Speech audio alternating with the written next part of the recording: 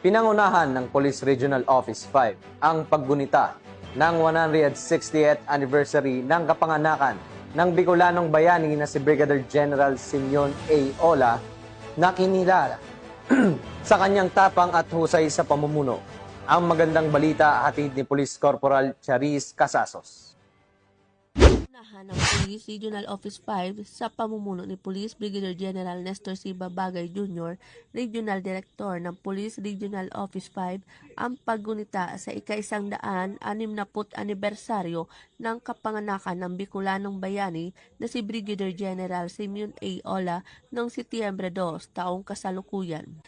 Isang seremonya ng wreath-laying ang idinao sa Brigadier General Simeon A. Ola Shrine na matatagpuan sa loob ng kampo bilang pagpupugay sa pamana ng huling Pilipinong general na sumuko sa mga puwersang Amerikano noong digmaang Pilipino-Amerikano. Binigyang diin ni Police Brigadier General Nestor C. Babagay Jr. ang kahalagahan ng paggunita sa kabayanihan ni General Ola bilang huwaran ng tunay na patriotismo at malasakit sa bayan. Si General Simeon A. Ola ay isinilang noong Setyembre 2, 1865 taon sa Ginubatan, Albay. Isa siya sa mga kilalang lider ng katipunan sa rehiyon na lumaban sa mga mananakop na Espanyol at kalaunan ay naging aktibong mandirigma laban sa mga puwersang Amerikano. Dahil sa kanyang katapangan at husay sa pamumuno, kinilala siya bilang general.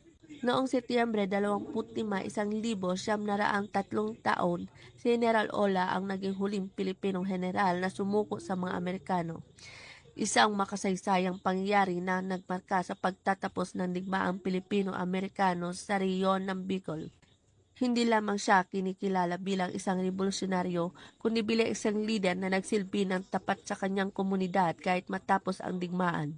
Sa kasalukuyan, ang kabayanihan at diwa ng paglilingkod ni Brigadier General Simeon A. Ola ay patuloy na nagbibigay inspirasyon sa mga Pilipino.